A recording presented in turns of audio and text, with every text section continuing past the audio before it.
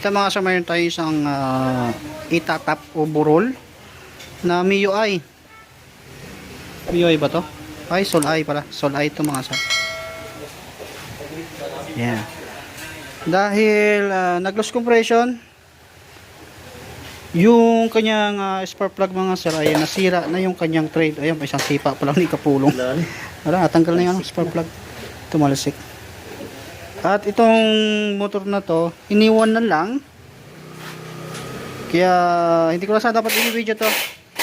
Kasi iniwan sa atin yung motor na to.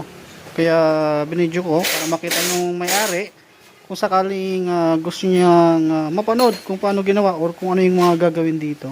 Yung kanyang spark plug mga sir ay natanggal na. Dahil nung dinala niya rito, yung kanyang motor, yan yung upuan, talaga nakakalas na, tinutulak-tulak na lang. Dahil ito, pagka tinitrade daw to, pag sinipa, lumalabas tong spark plug nya. Kaya matik, yung kanyang thread ay na-lost thread. Kumbaga nag-loss compression dito sa spark plug. At siyempre ito, check na rin natin yung mga unit o yung mga pisa nito. Yan o. Iba na. Tapos sa tensioner wala yung takip na maliit. Kaya ngayon itatap overall natin. Tatanggalin natin yung tambucho nya hanggang yung plastic parts na nakayakap sa block, throttle body, para matanggal natin. Ito hindi natin kailangan to kasi kailangan mo lang matanggal yung mga stud bolt tsaka maudukot mo na dyan. Ito ang kagandahan kay MIUI mga sir, mataas si on the beat kasi ganyan, hindi mo siya mailalabas. Kailangan mo talaga paghiwalayin yung chassis sa yung makina. Ito hindi na. Chassis, simulan na natin itong hindi ko na i-demo sa inyo kung paano tatanggal kasi tinride din na rin namin yan, tinride na namin kasi lumalabas pa rin. Pakita ko na lang sa inyo mamaya kapag nakras na yung cylinder head. Tapos pag natanggal bukas, kasi gabi na, maraming pila kasi kanina at hapon na rin dumating to, tinulak-tulak. At dadalhin natin ng machine shop bukas ng umaga.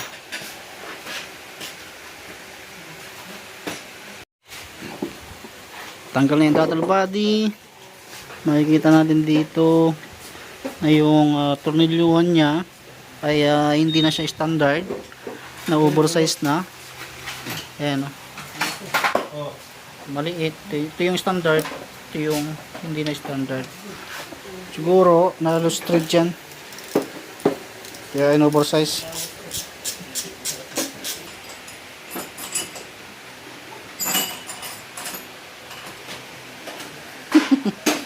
Dinagtong na nga lang, sablay pa.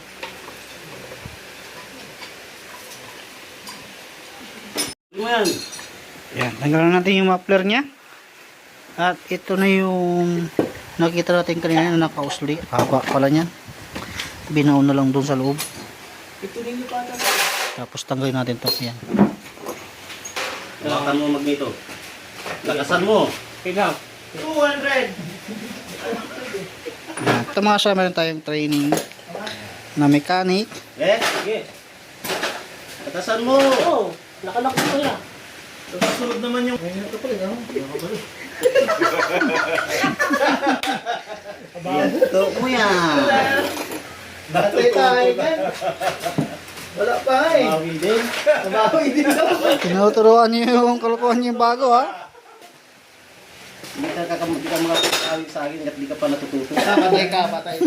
Ay, hari ako ah. Nakakarinig ka dyan. Nakakarinig ka ha.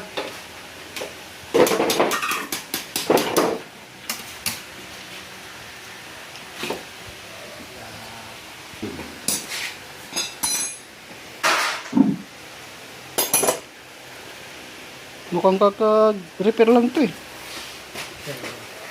Kasi sariwa pa yung mga nyo. Sige na lang yung nabilihan niya. Bago yung block niya. Romantic. Kasi wala tayo lang. May mga washer pa oh. Barat yung tuloy din yun. Low street kaya ata eh. Dulo. Mukhang ginulpi din tong motor na to bago ibenta. Kaya mag-ingat-ingat kayo mga sir pag bibili kayo ng second hand. Bibili kayo ng second hand, yung kahit medyo mataas ng konti, kung alam nyo naman din na hindi na rin kayo gagastos, okay na ako doon. Kaysa naman mababa yung presyo ng pagkakabili nyo, kaso nga lang, hindi rin medyo ng yung makina. O di gagastos lang din kayo. Masawa pa rin, bugbog yung makina.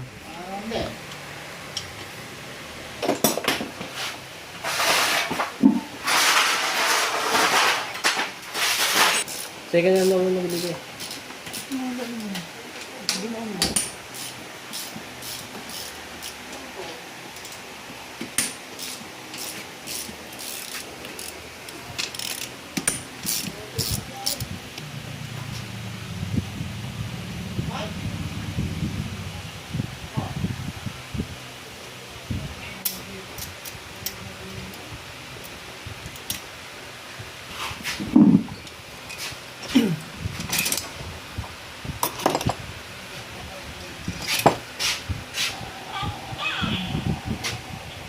Ayan o. Basa, tapos to, lost thread. Ayan o. Ayan, na-lost thread na yung trade niya. Tapos, ayan ko, parang Hindi isang dawin. dito. Tapos i-relax mo to. Lagyan mo ng ano, gasolina. Buhusan mo.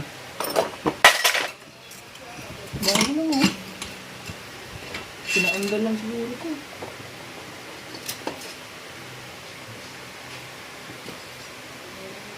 Gas. Ayan, nilinisan lang natin to. Basang-basa oh. Baliktad. Ha? Baliktad. Baliktad yung ano. Sa taas ng maliit eh.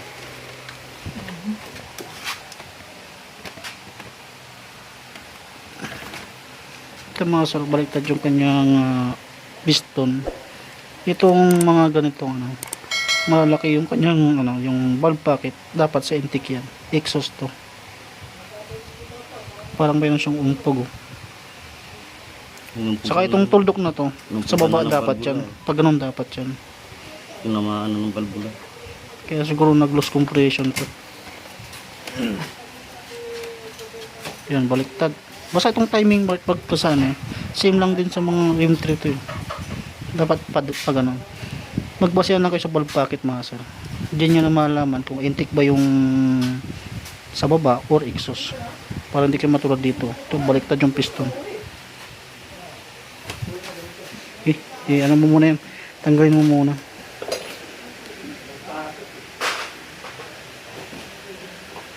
Oh, gas! Gas? Ayan, balik test tayo. Para makita natin kung may singaw ba yung valvula. Ganyan.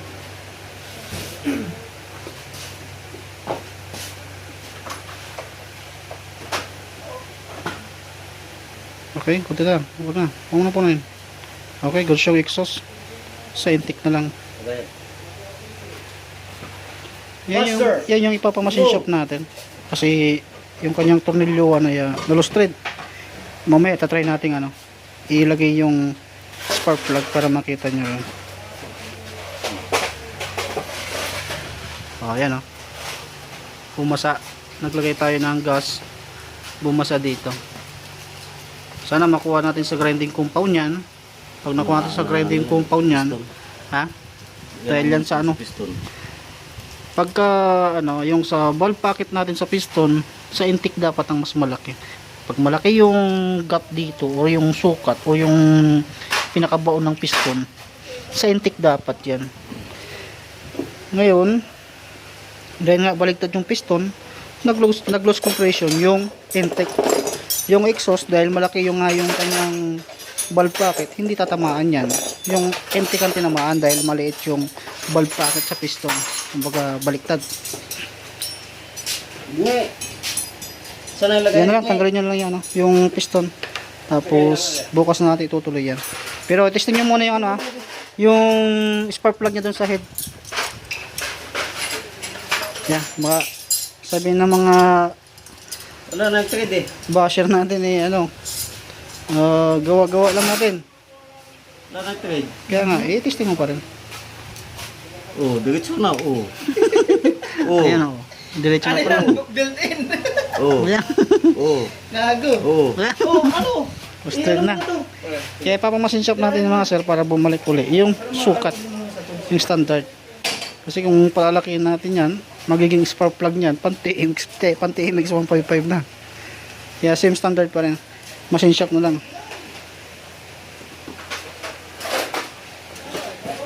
Ayan, tatanggalin na natin yung piston niya. Tapos, ayan, May tuloy na natin ulit sa ano, bukas. Kasi gabi na. At hindi rin natin may habol sa machine shop yan. Dahil wala nang bukas na machine shop pag gabi na. Ito mga sir, tutuloy na natin yung pag-ayos dito kasi napamachine shop na rin natin yung kanyang cylinder head. At ito na yan ginawa ng machine shop dyan, pinasakan niya ng, ano, ng bakal, niretrade niya, tapos pinasok niya yung bakal, tapos yung size ng spark plug.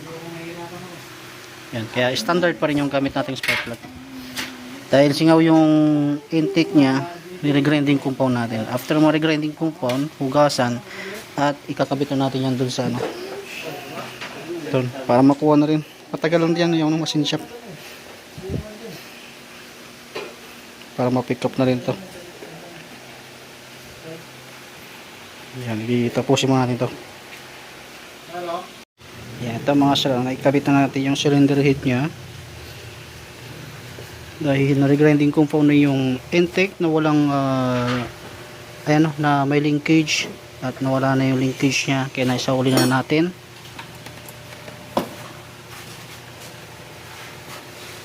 Yan, separate. I-top dead natin yan. Same lang din yung top dead nito sa mga ibang motor. Yan, ibabalik mo natin lahat-lahat, tapos maya pandry na natin to kung haandap na siya.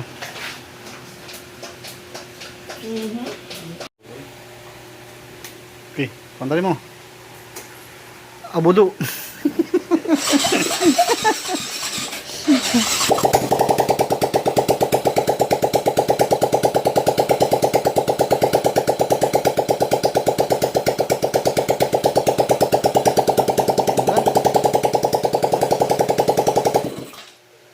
Balik mo yung tambutso. Check mo yung ano, yung langis niya. Baka walang langis yan.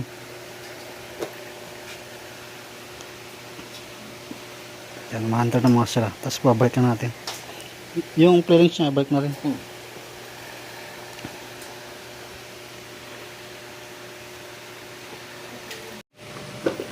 Ito lang mga sira. Binalikan natin yung puwan niya dahil goods na.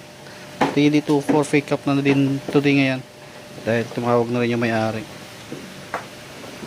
Yan, nakabitan natin lahat ng mga ano. Kasi kanina testing muna natin na wala yung cover para ma-check. Kung sakaling medyo hard starting or ayaw mag-start ay hindi madami yung kakalasin. Yan, kitinikan natin lahat-lahat.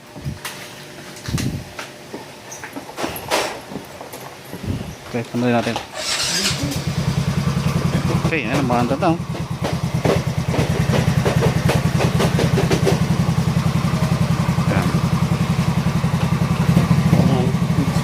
Masayag bro. Okay na to mga sir.